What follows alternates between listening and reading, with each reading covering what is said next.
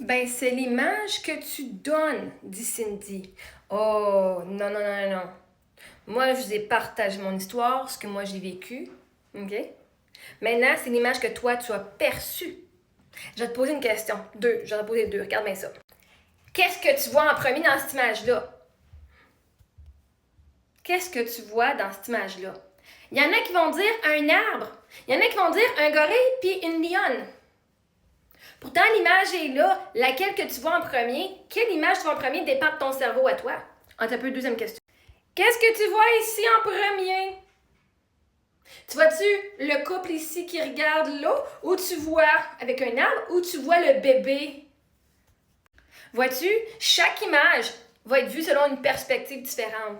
Donc, toi, ce que tu vois de moi en disant que mon mari, il s'en est sauvé, la mort l'a sauvé, c'est la perspective que toi, tu vois de l'image.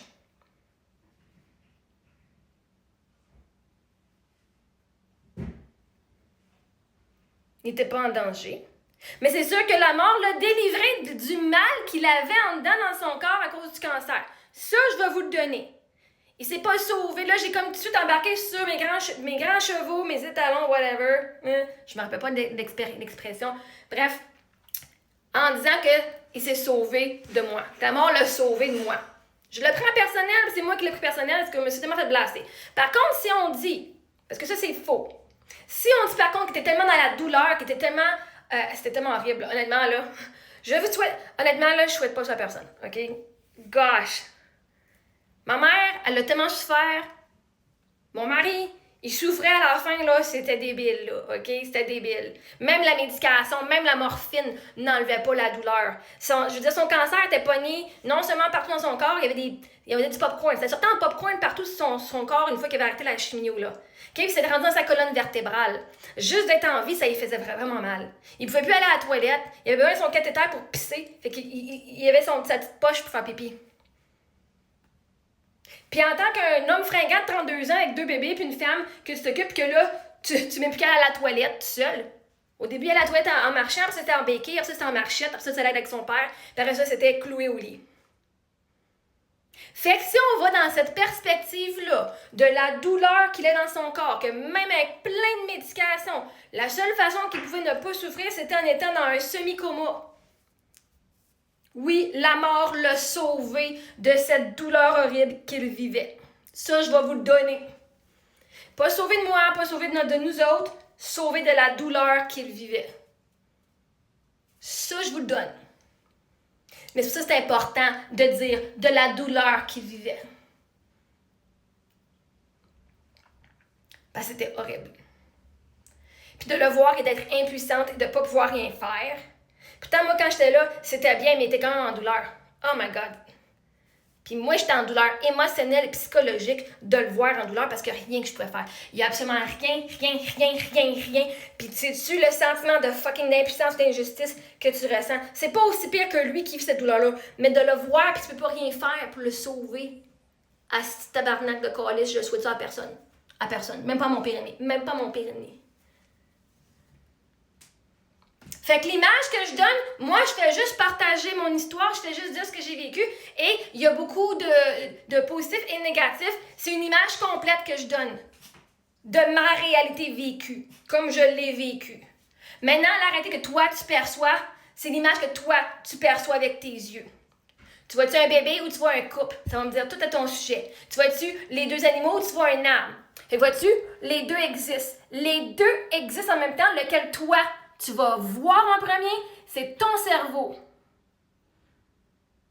Ton cerveau, ta perspective, c'est toi qui décides quelle image que tu vois. Ton cerveau. Je ne suis pas responsable de l'image que tu as de moi. Je suis responsable de partager ma vérité, ce que j'ai vécu honnêtement. Fait que oui, des fois c'est de la merde, mais des fois c'est un beau cadeau. Okay? Les deux coexistent. Puis c'est ça, vous devez catcher, c'est pas juste tout mal ou tout bien. C'est pas juste « Oh my God, je suis délivrée », puis « Oh my God, c'est la pire affaire que t'as vu dans ma vie ». Non, les deux coexistent. Et c'est notre job, quand on guérit puis quand on survit, d'aller voir le plus de positif qu'on peut, parce que si on reste ancré dans le négatif, Chris, on va aller sur une balle et on va aller les rejoindre. Ce qui n'est pas mon but. Maintenant, l'image que toi, tu perçois de moi, c'est ton image, ta perspective, tes traumas, tes blessures émotionnelles qui vont voir quelque chose. Parce qu'il faut que tu sois plus forte que ça. Non, mais à un moment donné, là. Mais oui, tout dépend de comment finit la phrase. La mort l'a sauvé. Là, c'est moi qui ai fini. L'a sauvé de moi? The fuck. Mais je fais, ah, t'as peur, elle l'a pas dit de moi. Très bien raison. Elle l'a sauvé de la douleur qu'il vivait. Intérieurement. Parce que voir ton mari avec une bosse ici, une bosse dans la fesse ici, puis de voir, je vous niaise pas là. La jambe était enflée comme 2-3 fois plus grosse que ce qu'elle est parce qu'il y avait, je sais pas comment on appelle ça, de l'édème. La jambe enflée plein d'eau. C'était gros, là. C'était gros en esti, là. Il pouvait même pas mettre son suivi. De toute façon, il n'y avait pas nulle part, là. Puis avoir toutes des petites bosses qui sortaient, là, j'étais Chris, on dirait du popcorn. T'as déjà vu quelqu'un de 32 ans avec du popcorn en face à cause de plein de tumeurs qui sont en train de sortir? Parce qu'il n'y a plus de chimio, puis il n'y a plus rien. Oh, j'en ai des frissons jusque dans la tête, là. C'était pas beau à voir. Il était juste des os, puis de la peau. Il n'y avait plus de muscles, là. Il n'y avait presque plus de muscles. Même l'infirmière a dit, oh my god, quand ils sont venus voir pour son cœur, elle voyait, là, ton cœur, là, il part d'ici, là, mais il descend jusqu'ici, là. Puis elle dit, on voit l'apex. Je sais même pas c'était quoi un apex. On voit l'apex de son cœur. Elle dit, j'ai vu ça dans les livres, dans les manuels à l'école, j'ai jamais vu ça en vraie vie. On voyait, genre, son cœur battre ici, là. Parce que le bout de ton cœur, il est dans ta cage thoracique, puis on le voyait, tellement qu'il était mince. Fait qu'il a été libéré.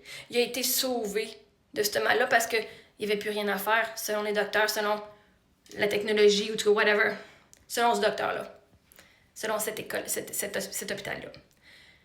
On n'a pas été voir ailleurs. Peut-être qu'il y a d'autres choses dans un autre pays. Bref, la réalité, c'est qu'on n'a pas été voir ailleurs, on n'a pas essayé d'autres choses. C'est tout ce qu'il y avait. Donc, fait que l'image que je donne, ça va dépendre de la perspective. Toi, tu vas le recevoir comment?